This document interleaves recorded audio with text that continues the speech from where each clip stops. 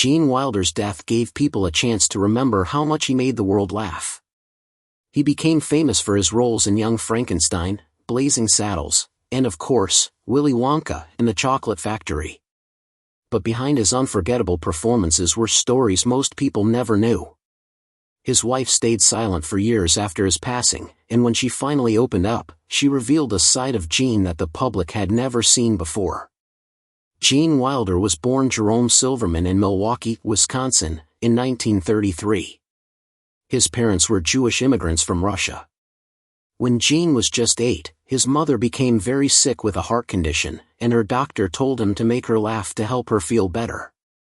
This sparked Gene's love for performing. At 11, he watched his sister in a play and instantly knew he wanted to be an actor. When he turned 13, he began studying acting seriously, learning techniques that helped shape his future career. His path wasn't always easy.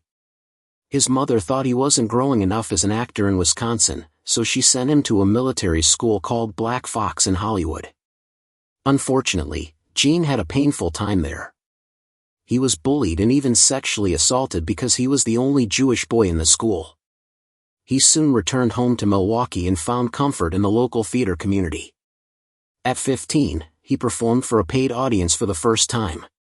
He later studied theater and communication at the University of Iowa and then trained in England, where he excelled in fencing. After returning to the U.S., he studied the Stanislavski method in New York while living with his sister. In 1956, Gene was drafted into the Army. He trained as a paramedic and worked at a hospital near New York so he could continue taking acting classes. While serving, he suffered the loss of his mother, which deeply affected him. After leaving the military, he earned a scholarship to HB Studio and supported himself with odd jobs like driving luxury cars and teaching fencing. At 26, he changed his name from Jerry Silberman to Gene Wilder because he felt it sounded more like an actor's name. He started landing roles in plays and eventually met Anne Bancroft, who introduced him to her boyfriend, Mel Brooks. Mel became a huge part of Gene's career. Gene's first movie appearance was in Bonnie and Clyde in 1967, and soon after, he starred in The Producers as Leo Bloom. His performance earned him an Oscar nomination and put him on the map. Gene's rise to fame continued with films like Start the Revolution Without Me and Quaxer Fortune Has a Cousin in the Bronx.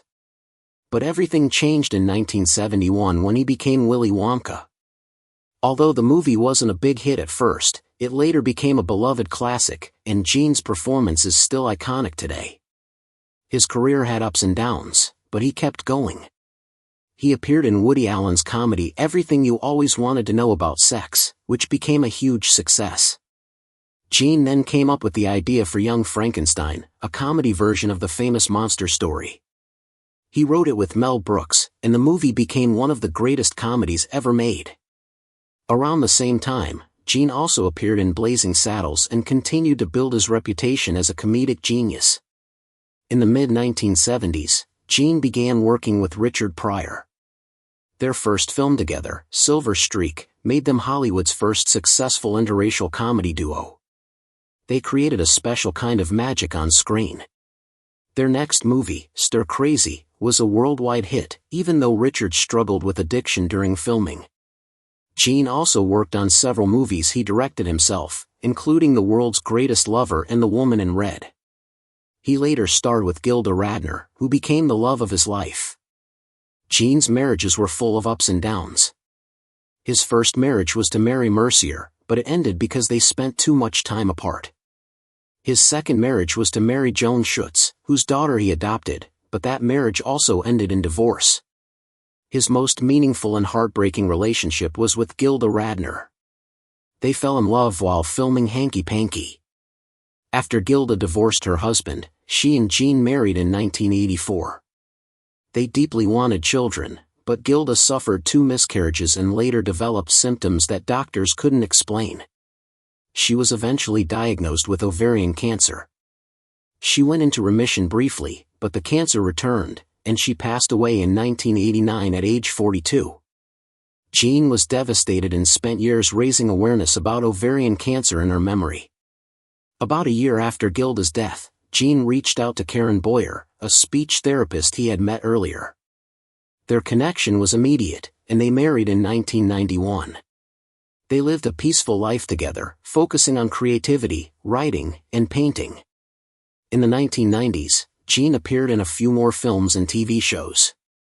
His last movie with Richard Pryor was Another You, where it was sadly clear that Richard was very sick. Gene later starred in a sitcom and even won an Emmy for his appearance on Will and Grace. Eventually, he retired from acting and focused on writing books and creating art. In his final years, Gene battled Alzheimer's disease, which slowly affected his memory.